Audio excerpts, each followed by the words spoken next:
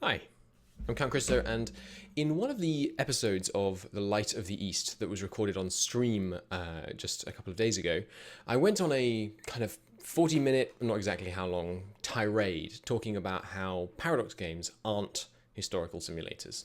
They shouldn't be used as a reference point when learning about history, and they should not be considered an attempt to accurately depict any historical period or historical events. I do qualify some of these statements later in the video, don't you worry. I've decided I'm going to cut that out and present it to you in this format because partly that video, that actual upload for the Light of the East episode isn't coming for literally months. And it also, I think this content kind of stands on its own. It does, however, spoil episode 68 of The Light of the East, which won't come out for many months. So if you're really heavily invested in that series, you may not want to watch yet, which is obviously totally fine. This content will still be in the Light of the East campaign. I'm not in the center of the sun. I haven't figured out what's going on with my camera. I don't know why it appears so incredibly bright. Anyway, that said, I'll hand over to Past Me. He's going to talk about my very good, correct, and objective opinions on whether or not paradox games are simulators. Comments on my theories, most welcome down below, and I'll be happy to engage with some of you who I have no doubt will have different opinions. Most of the actual gameplay is just me burning down Iberia, which I don't think is a spoiler to say that that happens at some point in the campaign. I may occasionally get distracted. I'm not going to edit out all the moments where I actually do some gameplay. But yes, here you go. Paradox games are not simulators and should not be treated as depictions of the periods of history, which some might say they depict. Enjoy. And yes, chat is linking the blog post about history, teaching history, and what EU4 teaches you about its version of history. And all right, sure, I'll use this as an excuse to talk about that blog article again. I think we already did in this campaign, but I like that blog article. I won't link it in the comments, but if you search Teaching Paradox, Europa Universalis, State of Play, you'll find it. It's a good article. Everyone, in my opinion, everyone should read it. It talks a lot about the fact that in EU4 you see, and in all paradox games to a certain extent, you see the world through the eyes of the state. And I'm not going to go on like a libertarian rant here, but what that affects how you experience things and how you view the world. You view it in the way that a state views it, in terms of you view things in terms of their utility and relations with states. So when you're interacting with estates, for example, you want to crush them. You want to empower the estate. The state. It's always a bit of a tongue twister talking about estates and state. You want to empower the state versus the estates. You want to diminish their wealth because, in some ways, the wealth of estates versus the wealth of the state and the power of both is a zero-sum game, right? The more wealthy the state is, and the more powerful the state is, the less wealthy the estates must be. This, of course, in many ways is not realistic, and it's modeled better in 3.0, and it's modeled, of course, also better in 2.5 than in vanilla. The dynamic between those being not just, state gets things from estates demand things. It's much more dynamic and complex than that. But the way that you see things through the eyes of a state is really interesting. Look at city skyline. I'm just talking because there's nothing going on in the game. We're massacring hundreds of thousands of Iberians and taking all their wealth, but that's half of the course. So there's not a huge amount to talk about in the game right now. In city skylines, if you're not careful, you can become like a truly horrible person because you're looking at it from the perspective of a city planner who gets revenue. Right? And your main driver, not always sometimes your main driver is beauty and all that kind of thing, but one of your drivers in city skylines is revenue. And you get more revenue from richer people. So if possible, you want to try and make sure that all the poor people leave your city, because they're just using the same amount of hospital space, paying you less taxes. These darn poor people. And things like that, the way who you're experiencing the game as, who you're seeing the world as, can have a huge impact on how you experience that world. And if you're we want to try and force him out because I want to get the mission completed, which it looks like we are going to get. Nice. So we get a bunch of free points. Lovely. And if you're not careful, if you play games a lot, which I suspect you do, if you're watching this on YouTube, you're watching like episode 90 or something of a video game series. If you play games a lot that inform your worldview, if you let them inform your worldview, if you treat them like sources, which is why I get. No, let me finish one thought before I move on to another thought for once in my goddamn life. If you treat video games like sources of information, and you uncritically accept the kind of Jesus Christ, 63%. If you uncritically accept the type of worldview that the video games present to you, you can get twisted. You can end up with a really warped view of how the world works. In City Skylines' case, because you think that poor people are just a terrible drain, and you want to try and get rid of them if at all possible and replace them by nice rich people that pay good taxes. Or if you're playing EU4, you can become a person that views everything just through the lens of the state and what the utility to the state is. Whereas obviously, states, hot take, states only exist to make the lives of their citizens better. You're really going to attack me here? That's just idiotic. You're going to lose. I don't care if you have a 4 pip advantage. You're still going to get crushed because I have double tactics. What are you doing? Look at these casualty ratios and doubt your life's choices. Yeah, so if you play as a state and you care about what the state wants because you are the state, c'est à le moi, and all that, then you'll become, if you let that inform your choices and your actual view of the real world, which I'm not saying lots of people do this, but if you did, it would make you a horrible human being. Truly, truly terrible human being. So don't do that. And one of the reasons you shouldn't do that is because, and hear me out here, EU4 is not a history simulator, and it's not trying to be a history simulator. And this is one of the things in the blog article that I do not like.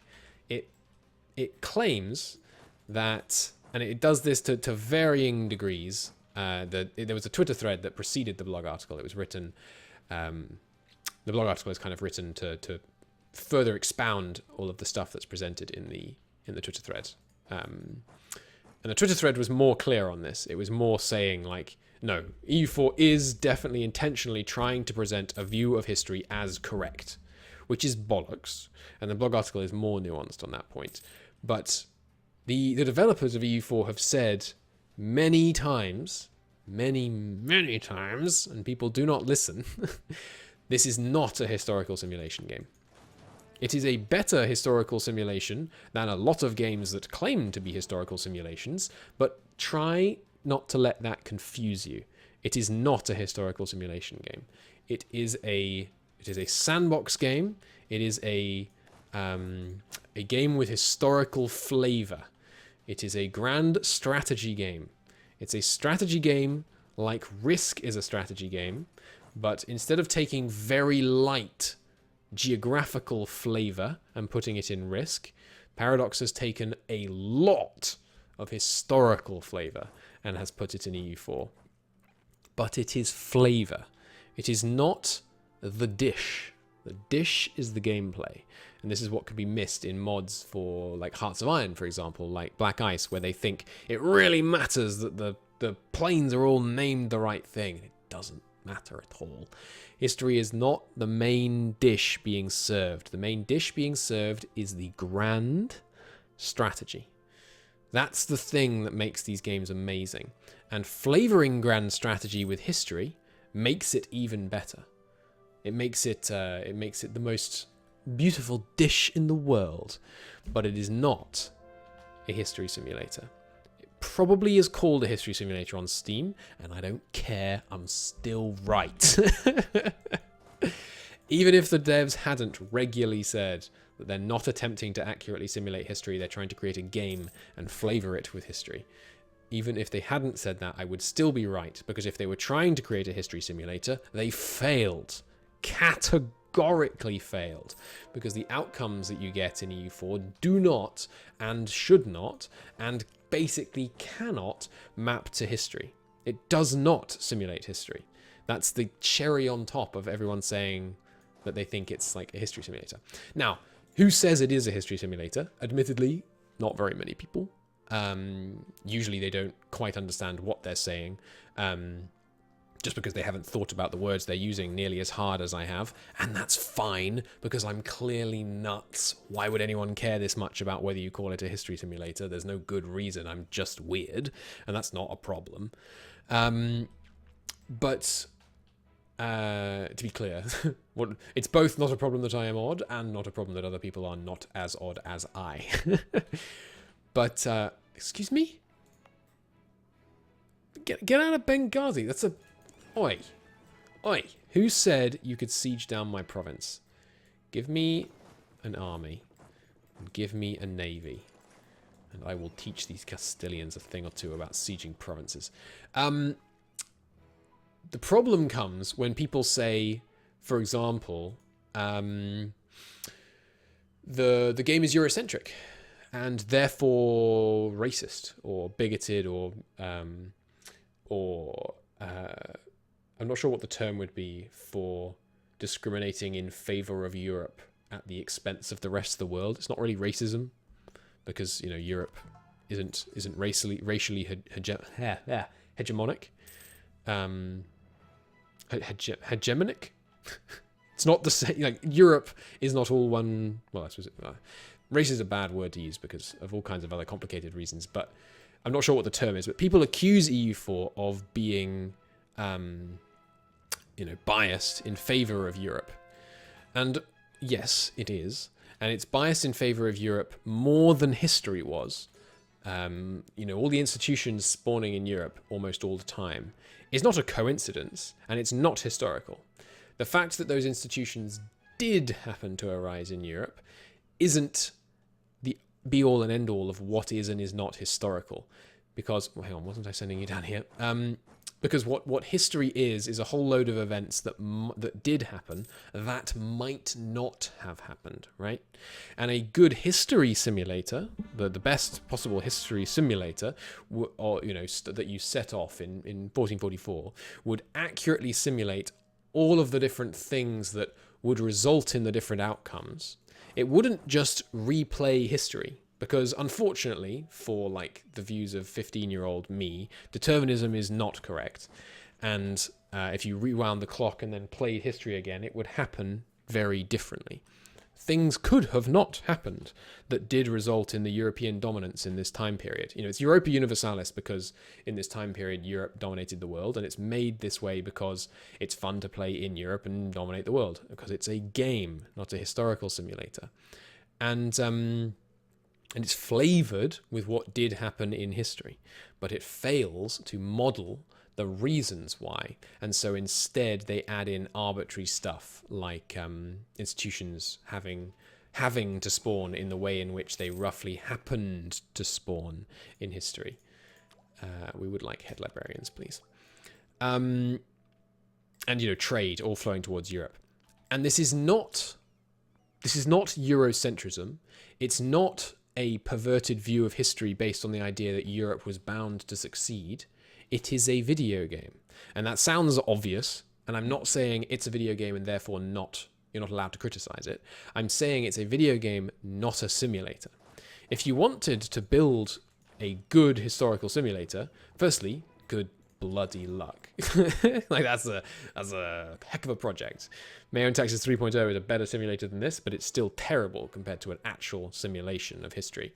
I'm sure none of the developers would be upset to hear me say that. It's an incredible challenge. If you want to actually set up a simulation of history, you essentially need to simulate, all the brains of all the people. If you want to do it super accurately, obviously that's a stupidly high bar that I'm setting there. Why was I saying that? Why was I saying any of this? Why are we here? All these big questions and more. So people think EU4 is Eurocentric because sometimes I have heard it said, people think that EU4 is Eurocentric because the devs believe in a kind of European exceptionalism. The idea that the people in Europe are somehow just better from the people not in Europe, and that's why European powers conquered almost everywhere in the world, with very few exceptions, which are interesting to look into. But you know, the reason Europe conquered the world, and I think more or less everyone agrees with this these days, has nothing to do with the nature of the people in Europe. It has a lot to do with the you know, what farmyard animals were domesticated in Eurasia, and it has a lot to do with banking as an institution, and the kind of the capitalist reinvestment of profits that came from the existence of banks and the acceptance of usury, and it came from, you know, there's a whole host of reasons why Europe succeeded, and those reasons didn't have to happen in Europe. They could have happened elsewhere.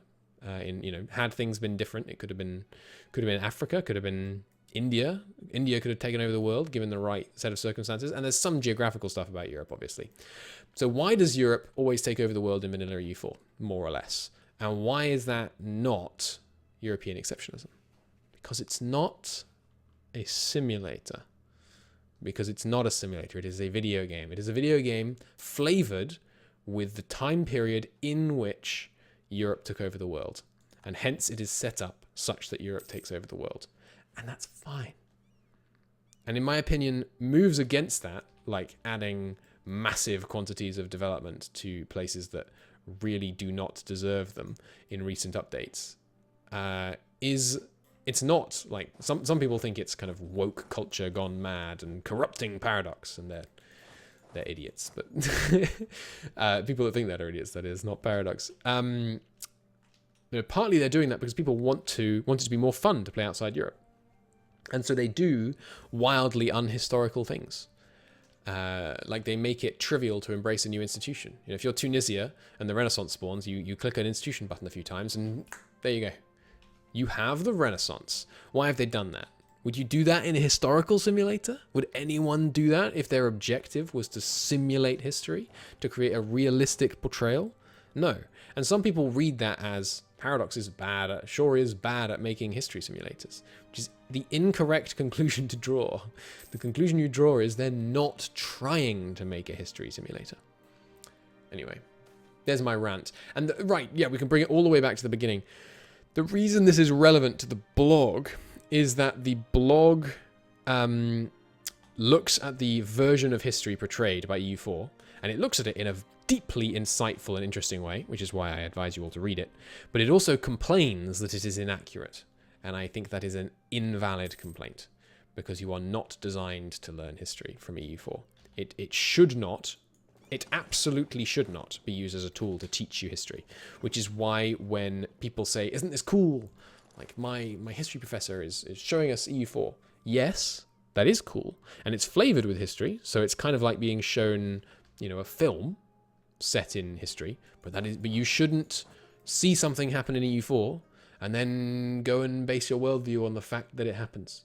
That's a really bad idea. What you should do is play historical video games, like historically flavored video games like EU4, and then you should look up the things that happen and go like, did that really happen? Let me see some of the nuances. Let me see why that happened. Did it happen because Tunisia pressed the development button and embraced the Renaissance? Probably not, by the way, if that's the question you're Googling. But, you know, these games are a great way to inspire imagination, to get you looking at history and researching historical events. But please don't think playing these games is researching historical events. And please don't think that the version of history portrayed in these games represents the version of history that is posited or believed in by any of the people that work on them, because both of these are very, very silly things to believe. /rant. That was fun. Chat, I basically didn't read you for the entire conversation. So let me pause YouTube and have a chat to chat for a moment.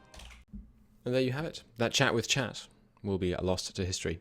I have one more video about this that I'll release probably in a few days or something, talking about whether you should and shouldn't portray atrocities in games, focusing on while we were playing as the Soviets in Hoi 4, which was, of course, why that topic actually came up. These are just entirely my opinions. I try to speak without giving myself too much authority when I make these videos. It's basically just what I think. If you think differently, let me know. I'd love to hear from you. Thanks for watching. And it was much less than 40 minutes, by the way, in the end. You're welcome.